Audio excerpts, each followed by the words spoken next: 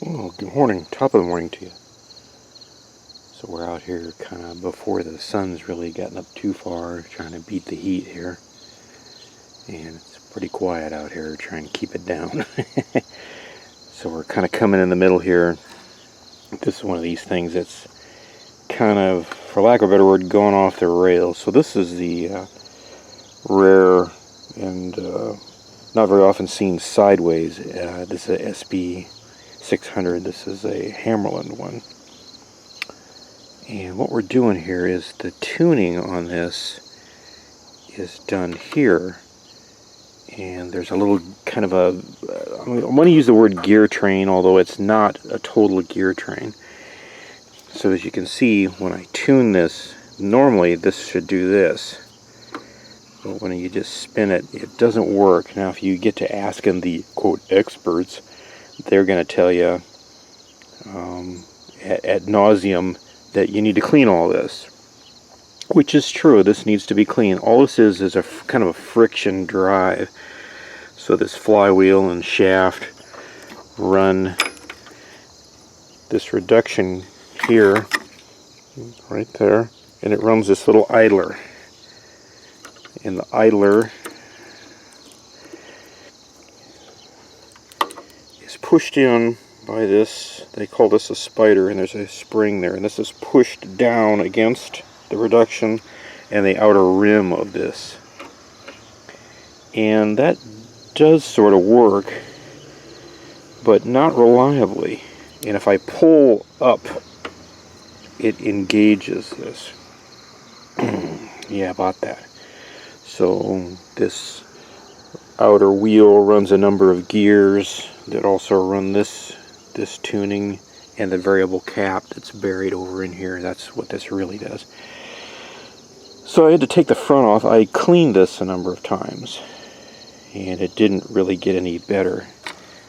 And I got to thinking to myself, what's the real problem here? Well, whatever it is, it's behind the face. So you got to remove all the screws on all the pots and switches and take the knobs off first, and then you can take, there's some screws that hold the chassis side rail on. I took the side rail off first, thinking I could just peek in there and clean this, and that didn't work out so well. So what appears is happening is, over the years, this friction drive idler is pushed against here, and I think it's worn this away in this direction. Now I did try, I don't know where it's at, I did try and cut a little piece of sheet aluminum,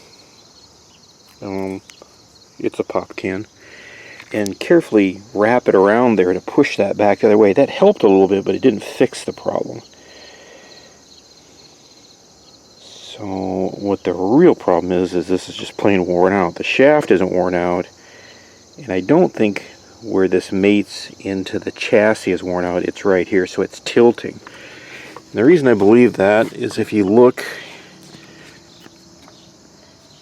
through there, this is really hard to see. Well, where those two mate, you can see some light, and it's not even. So one of two things has happened. Like I said originally, this is wore out, or this idler isn't going in far enough where that spring's wore out. Well, I've had the spring out and looked at it. It didn't really look that bad. And I took a screwdriver and pushed on this little spider assembly, and that didn't really help me any. I don't think it's really any one thing.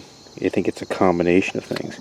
I think there may be some dirt behind this spider that keeps it from rattling around and having reduced its throw, and hence reduced its ability to push on all this. Let's see if I can show you this. And this has been going on a while because somebody's made some attempt to, I don't know if you can see this. This is going to be a tough sell. I always say that, and then there it is. See how somebody's gooped up this edge? This is clear around here. The other thing that could be contributing to this is maybe the gear train clear into all this is very dirty, and it's providing some additional friction, and what little gripping action there is here is offset by the friction. I've had this apart. I took these 3 screws off. Now if you're going to do that, I'll give you a little word of advice here. You can heat it or not. If you don't, then feel free to send some money to I Told You So at smartypants.com. Make sure your screwdriver fits in here really well, and make sure you take a needle or something kind of sharp and scrape in there and get the dirt out of there. These screws are very shallow and they're kind of funky, and if you tear that head up, you'll never get this thing off. It'll be a mess. It won't stop. Make sure your screwdriver fits and is seated really well, and those will come out, and they're in there pretty good. When you do that, you'll also have to take this pointer off, and this came out and revealed the screws, or the drives. This is where it goes from here to here, and on the reduction this side it turns into a gear set. Well, I cleaned all that as far as I dare without tearing this whole face off. That helped a little, but not a lot. So I'm down to the kind of the nuts and bolts here. One thing I did to prove this to myself was I took this assembly, this kind of, I guess it's a sort of a trapezoid looking rigmarole. It holds the tuning drive. It also holds the band change drive, which is right in here with this eccentric, and that runs all this. You take these 3 screws out and this comes out. Now this really only goes on one way, because what they did at the time of manufacture, they dimpled this, and these dimples lock into some indexing holes there. This is intended to go on one way, but you can flip this over. And when I flipped that over, then this started working. A weird, interesting side effect is out here, you can see that this spins reasonably well. When I flipped that over, this tightened that all up so much that this no longer spun freely. So I'm kind of, in for a penny, in for a pound. Another reason I think this has been going on a long time is this is the face, somebody has ground this giant hole here. Well, they hole sawed it. It should be more like this. And I'm not sure what this threaded screw is. I don't know if they had something special there, or they were trying to fix something, or what the deal was. But it's just an observation. Probably the real way to fix this would be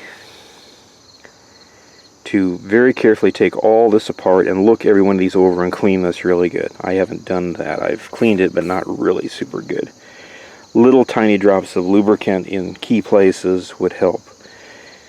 The other thing I might have to do is remanufacture this, get a replacement one, which would be about in the same, probably the same position, because you can see here this is there's a lot of play there. Or drill that out very carefully and insert a push-in bearing, like a bronze or an oil light bearing would work, but it wouldn't decrease the value any, really. It'd just be a simple repair. I don't know. I haven't decided yet. I think for the time being, just to get going, I'm going to flip this over. Now you'll have to kind of line this up. There's a really big mosquito. Yeah, there's still a few out here. Because I've got bigger fish to fry in this radio. This radio needs to be recapped, and it's had a lot of rough work. There's some sort of crazy pillow modification here, and I don't know what else, and it's got a lot of fine dirt. I don't know. Anyway, I thought I'd just show you that this morning. People are always sending me emails. They want to know what I'm up to. I don't know. What are you up to? You tell me first. Anyway, until later, take her easy. Have a groovy day. Thanks again for stopping by.